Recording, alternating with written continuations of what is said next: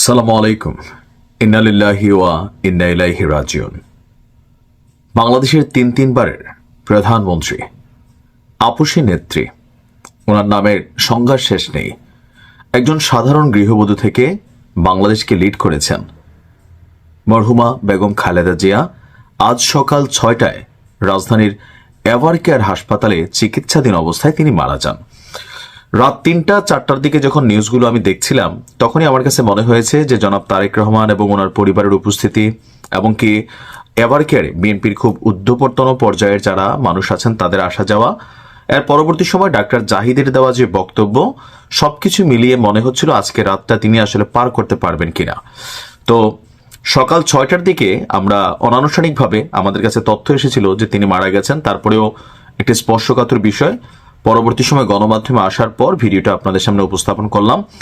বেগম খালেদা জিয়া মারা গেলেন। তো আসলে হঠাৎ করে কি হলো আজকে রাতে, যে ডাক্তাররা বলছিলেন যে মোটামুটি আরো হয়তো কিছুদিন বাঁচতে পারেন তিনি, অথবা উন্নত চিকিৎসার জন্য তার বোর্ড বা বেগম যিনি জুবাইদা রহমান আছেন ওনার পুত্রবধূ, তাদের যে পরিকল্পনা ছিল, কেন আসলে হঠাৎ করে এমন হলো। তো আপনারা সকলে জানেন বেগম খালেদা জিয়ার বয়স হচ্ছে 80 বছর। 1945 সালে জন্মগ্রহণ করেছেন, 2025 অর্থাৎ প্রায় 80 বছর বয়স।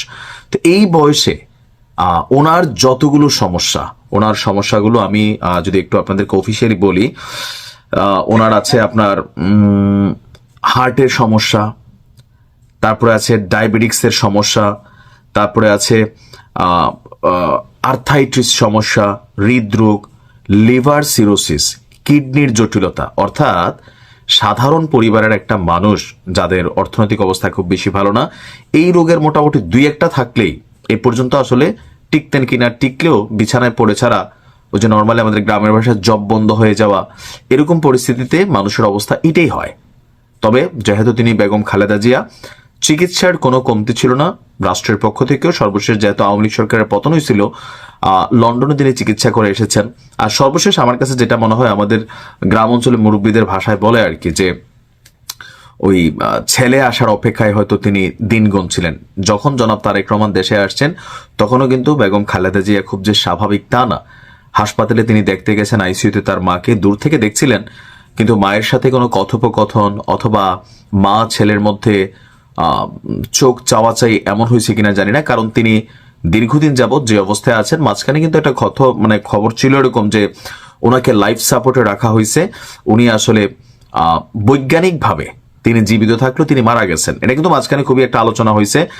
আর এরকম অনেকে বলতো যে জনাব তারেক রহমান দেশে আসলে অথবা নির্বাচনের আগে বেগম খালেদা জিয়ার মৃত্যুর খবর প্রচার করা হবে নির্বাচনটা সিম্পেথি পাওয়ার জন্য। কিন্তু দিন শেষে যতটুকু আমরা বুঝলাম যে না, তিনি সুস্থই ছিলেন, মানে যেই সংকটময় মুহূর্তে তিনি পার করছেন সেই সংকটময় মুহূর্তে ছিলেন। তো আজকেও যেটা হয়েছে, ওনার সর্বশেষ এই যে দীর্ঘশ্বাস, যেটা মানে কি বলা হয়, যে অ্যাজমা টাইপ যেই সমস্যাগুলো হয় আর কি, নিঃশ্বাস নিতে সমস্যা, এরকম নানান সিমটম গুলো গতকালকে থেকেই ওনার অতীতের সময়গুলোর তুলনায় বেড়ে গিয়েছিল। তো গভীর রাতে তিনি শেষ নিঃশ্বাস ত্যাগ করেছেন। সবচেয়ে বড় কথা হচ্ছে আল্লাহ পাক ওনার হায়াত আজকের দিন পর্যন্ত রেখেছেন, সেই শেষ নিঃশ্বাসটি গ্রহণ করা পর্যন্ত তিনি আসলে বৈজ্ঞানিকভাবে হোক, অফিসিয়ালি হোক, অনঅফিসিয়ালি হোক, তিনি জীবিত ছিলেন। তো আমরা দোয়া করি। আবার কেউ কেউ বলছেন যে তিনি শেখ হাসিনার পতন দেখার জন্য জীবিত ছিলেন, কারণ বাংলাদেশের যে রাজনৈতিক কি বলা হয়, যে ধরেন দুর্বৃত্তায়ন, একটা দল হইলে আরেকটা দলকে কিভাবে সাইজ করা যায়, ক্ষমতায় থাকলে বিপরীত দলকে, দলের নেতা কর্মীদের কিভাবে সাইজ করা যায়, এর একটা বড় উদাহরণ কিন্তু কোথাও না কোথাও আওয়ামী লীগ সরকার তৈরি করেছিল। আর সামান্য 2 কোটি টাকার একটা মামলার ইস্যুতে বেগম খালেদা জিয়াকে জেল খাটতে হয়েছিল।